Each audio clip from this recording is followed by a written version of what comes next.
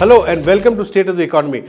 Today we have with us a special guest, Jairam Ramesh, Minister for Rural Development and also one of the key contributors to the Congress's manifesto which came out last week. Welcome to our show, Jairam. Discussing the Congress manifesto, it has really sort of kicked up a lot of debate around rights-based, furthering rights-based legislations, policies, public policy.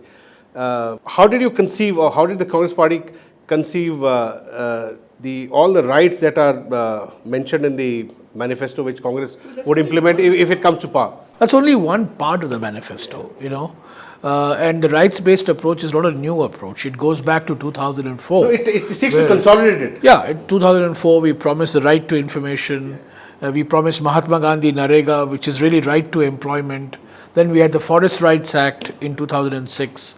Right to Education Act in 2009, and finally in 2013 we had the Food Security Act and the Land Acquisition Act, which is really a right to fair compensation. So in continuation of that rights-based approach, we are promising now, the big right that we are promising is the right to health. Now the rights-based approach, basically what it does is it converts an executive responsibility to a legally guaranteed right, so that citizens have more avenues for redressing their grievances, and there is pressure on the administration to deliver. So there will be legislation on right to health, right? So there will be a legislation on right to health. So it becomes far more serious. There's continuity. Governments come, governments go, but the rights go on. So the rights-based approach really brings continuity, number one. It puts pressure on the administration to deliver, number two, and it opens up avenues for grievance redressal for citizens. But that's not all. I mean, the crux of the manifesto, in my view, is economic growth. Because without economic growth, you're not going to have empowerment, you're not going to be able to fulfill the aspirations of the youth particularly. So it's really the centrality of economic growth along with the rights-based approach. Because without growth, you can't have inclusion. And without inclusion, you cannot sustain growth. Yeah, that's so why one of the inclusion are two sides of the same coin. One criticism against the UPA, and in particular against the Congress, has been that it's a very strongly held perception that you ignored growth in the last 3-4 years, which is it's a perception. But it's a bizarre perception. Yeah, because which you also talked about. In UPA 1, we had 8% rate of growth, which we have never had over a 5-year period. In UPA 2, we had 7.3% rate of growth, as opposed to a 6% rate of growth during the NDA period. But the fact of the matter is that in the last 2 years, 2012-13 and 2013-14, there has been a growth slackening. There's no question that the first 3 years of UPA 2 were high growth periods, but the last 2 years have been relatively lower growth periods. So we need to go back to the 8% growth trajectory so that you can really fulfill all your social obligations. Jairam, recently I asked the finance minister, who made a statement that 6.5 lakh crore worth of investments have been unblocked or unclogged because for various reasons they got stuck in the pipeline. So my question to him was, if these had been unclogged, say in 2010, then you would have probably had some investment-led growth, which he admitted. So why were they clogged? No, the clogging is not because of any cussedness, okay?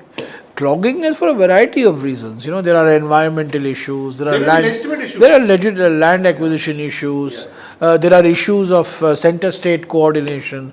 So, to think that there is a conspiracy against these projects is wrong. They got clogged because, policy making is always multi-objective in nature. There are multiple stakeholders, so you have to take all of them along.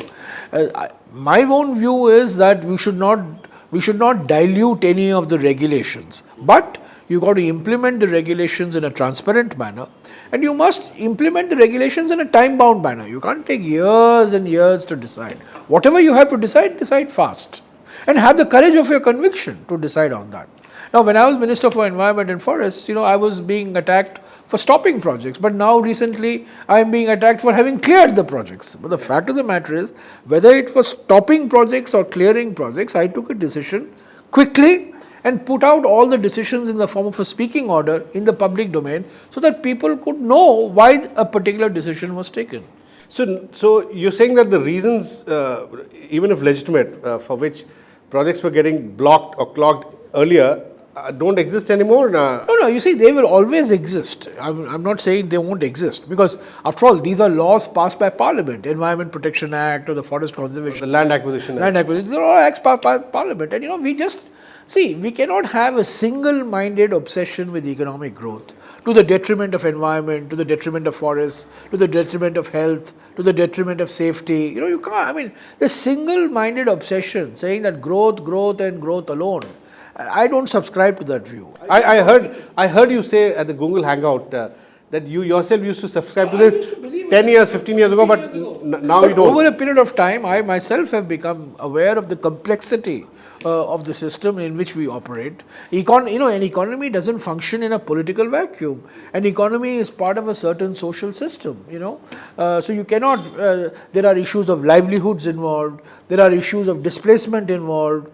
There are so multiple issues. So I think within that, we should focus on implementing projects faster. I completely agree with you that these are all legitimate concerns, environment, land acquisition, and it takes time for these to get resolved, right? Now, the industry now says that although all these projects have been unclogged, even if they are unclogged, the costs have gone up.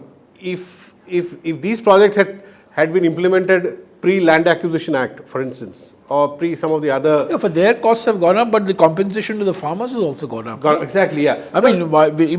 People were acquiring land dirt cheap in this country. So now my broader question is, so does one conclude that the era of, cheap resources is over? No, absolutely.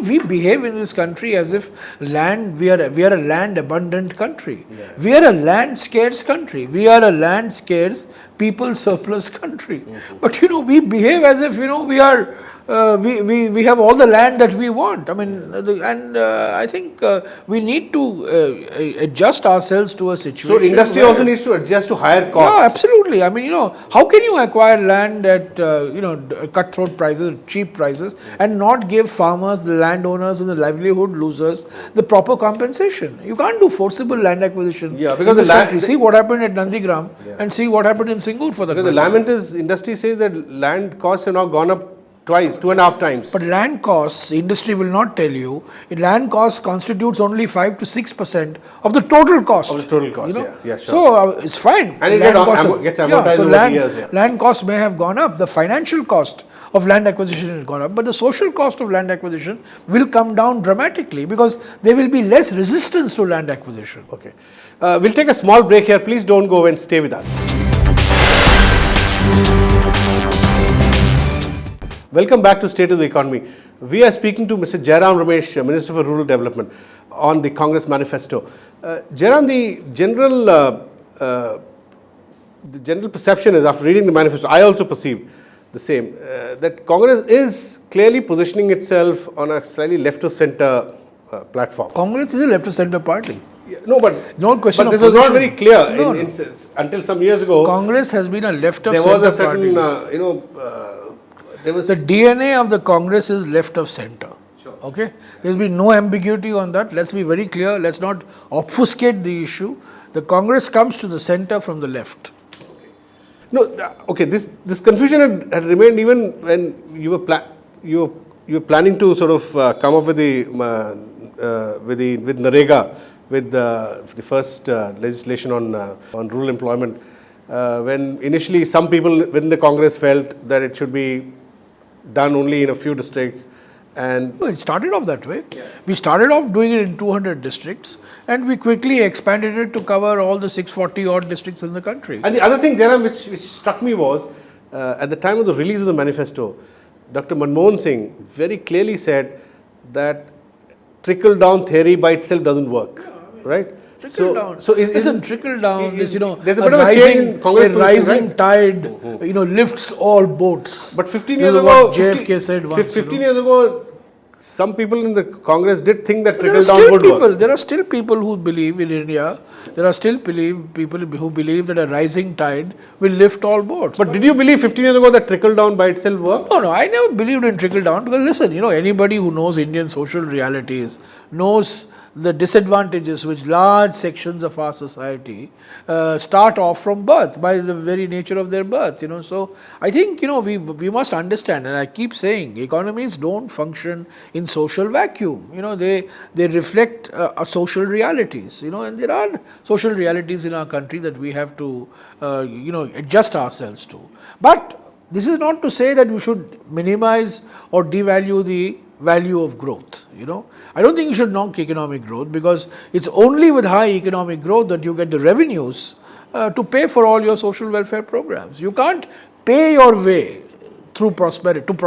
So Jairam, if you concede this point that cost to the industry will definitely go up, industry should adjust to higher costs given our social realities, to while acquiring land, while getting coal blocks, while getting iron ore mines. Sure, affirmative action. Yeah. I believe that private industry has a very important role to play in affirmative action for scheduled castes and scheduled tribes. So given this new reality, which any new government will have to face, whether it's Congress-led or any BJP-led, so do you think that the dream of 10% GDP growth, unbridled exploitation of resources, cheap resources, based on that, will that work, or do we readjust our growth rate to a more reasonable 7.5% to 8%? In my view, I have been consistently saying, what does the 12th plan say? 12th plan says faster, inclusive and sustainable growth. All three.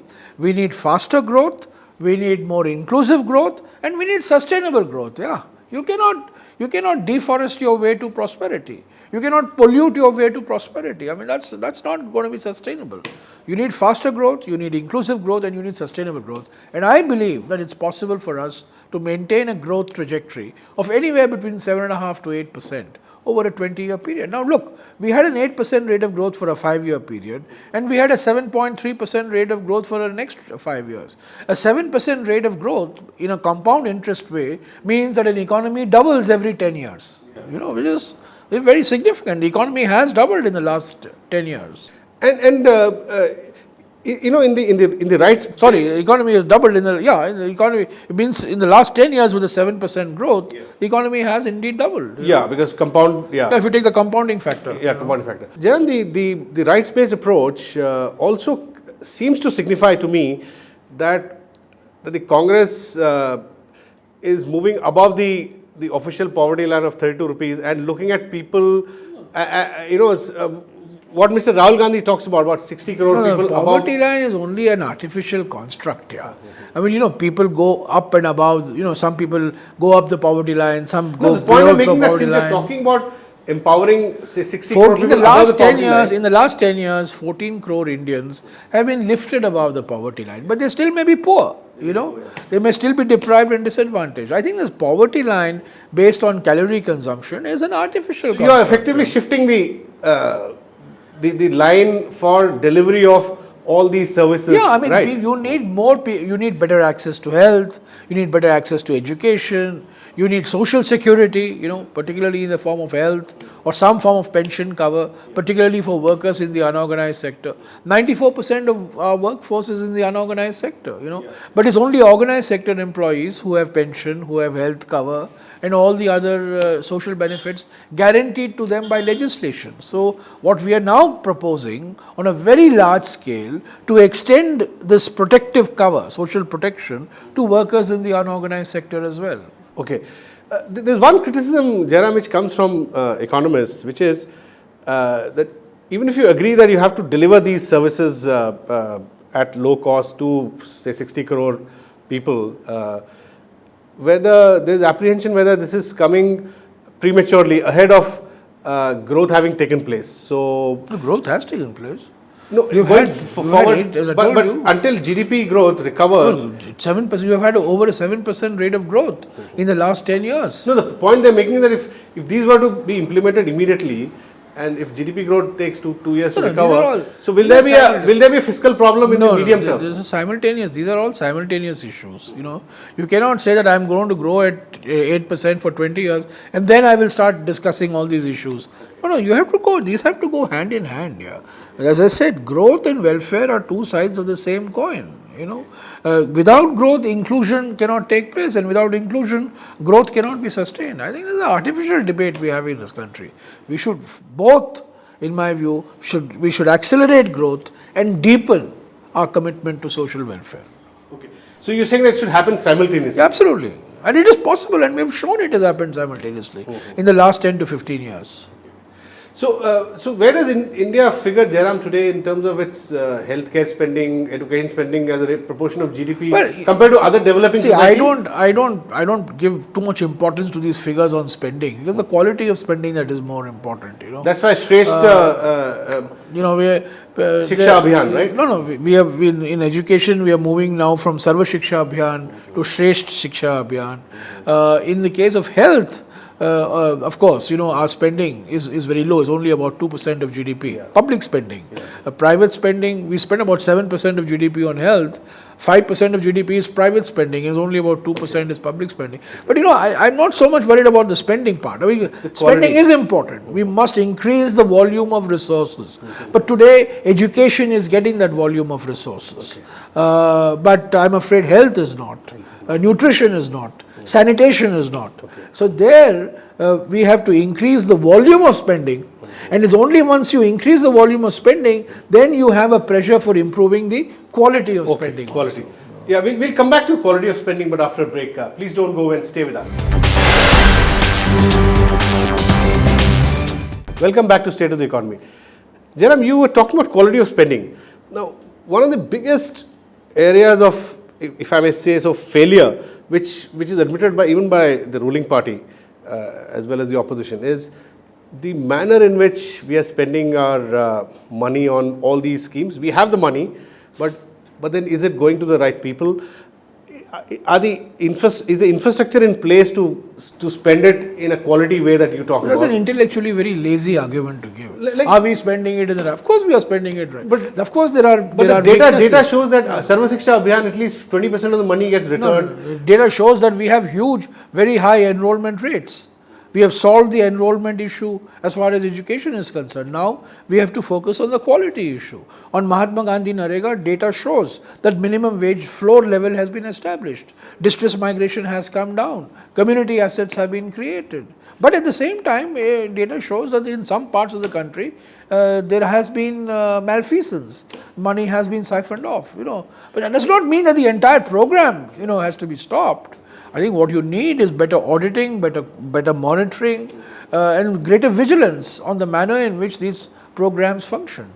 Here, Jairam, I'd like to come to some of the schemes which are delivered from your ministry. Many centrally sponsored schemes, I'm told, correct me if I'm wrong, they are some 2 lakh crore plus worth every year. They are delivered through SPVs, which are controlled by bureaucrats, and they are not necessarily going to panchayats. Completely bogus. That's a completely bogus argument. The Mahatma Gandhi NREGA program is implemented by Gram Panchayats. Entirely by Gram Panchayats. Okay. Indira Awas Yojana money goes directly into the hands of the beneficiaries. Okay. Pradhan Mantri Gram Sadak Yojana is implemented by the state rural roads development agencies, because that's a program. This going into the hands of the beneficiaries directly. National Rural Livelihoods Mission is implemented through the women's self-help group. So this is sort of is becoming a sort of a thing that we are not implementing. If we are not. Sarva Shiksha Abhiyan is done through a special purpose vehicle. The National Rural Health Mission is done through a. But are you satisfied with that? No, I mean, look, there are strengths and weaknesses. We shouldn't romanticize the panchayats also. Yeah, okay? Exactly. Yeah. I can tell you from my experience in the Mahatma Gandhi NREGA, let us not romanticize the panchayats. There are states in which panchayat institutions are very good, very strong, but in states like UP, Bihar particularly, panchayats is not grassroot. It is grass loot, So, but that argument is not to close the panchayat. The argument should be to strengthen the panchayats, to make sure that they have the technical and organizational capacity to implement these programs, which is what we are doing. I mean, I am 100% in agreement with the argument that we must strengthen panchayat institutions, Gram Panchayat, Block Panchayat, Zilla Panchayat. And strengthen means give them manpower, give them training, give them the wherewithals to be able to implement these programs and give them the flexibility to implement these programs. But tell me, Jairam, from Sarva Shiksha Abhiyan to Shreshta Shiksha Abhiyan, which you speak about, quality. Now, how will you move towards quality? By ensuring that teachers are there. Today, the problem in India is not absenteeism of students, but it's absenteeism of teachers. You have to create accountability structures which will ensure that teachers teach. Students are there in classrooms, but teachers are not there. And this is particularly true. I've seen in large parts of tribal India, for example, teachers just don't show up. But students, there is a great aspiration level for education. And that's why now in many parts of the country, that teacher who's hired by the government, who's a government employee, is doing private schooling. Private education has taken off in many parts. I mean, almost 1/3 of enrollment in rural Uttar Pradesh, for example, is in private schools. So I think we need to create the incentive structures so that outcomes. Education becomes an outcome oriented. But is that what public policy had initially intended, that private schools start prospering, and public schools? No, look, there is no alternative to public schools. We have to have public schools. To take care of the access issue. After all, the scheduled castes and the scheduled tribes and the weaker sections. Yeah, that's what I'm saying. Will go to the public schools. So you cannot say I'm going to close down on public schools and I'm just going to run a massive school voucher program. You have to tackle the problem of public schools. Yeah, and Jairam, the other issue is, you just spoke about ensuring that maximum money that goes through these centrally sponsored schemes, they reach the beneficiaries directly. Now, for that that's what we started the Aadhaar program. Yeah, that is what we started the Aadhaar program. Now, we have launched it. We have launched it in about 50. I can tell you, for example, today 40% or 50% of the NREGA wage payments in Andhra Pradesh is being done through the Aadhaar-enabled payment system. So do we have almost 50% of the pension payments are being done through the Aadhaar-enabled payment system. In Jharkhand, we have started the Aadhaar-enabled payment system in all the 4,200 gram panchayats. What is the total coverage today? What we are promising in our manifesto is that in the next 3 years, all wage payments, all pensions, all maternity benefits, and most of the subsidies would be through the Aadhaar-enabled payment system. And bank accounts? You have to create bank and accounts. We have said, we have to create a bank account or a post office savings account. You got to either have for example, in Jharkhand, it's all post office savings account. In Andhra Pradesh, it is mostly bank account. But Jairam, this very interesting project of delivering directly through these technologies and these means is at a very... and that will eliminate corruption at the local level. But it's at a stage where, do you think the next government, if it is not a Congress government, will fully adopt this entire infrastructure? I'm sure it does. I hear a lot of criticism coming from BJP MPs saying that Aadhaar is not working. Yashwant Sinha is against it, but his son Jayant Sinha is in support of it. So there's a split in the family. There is hope for Aadhaar. Okay. Thanks, Jairam, for talking to us. That's all we have in this edition of State of the Economy. We'll be back with you next week. Thanks for watching.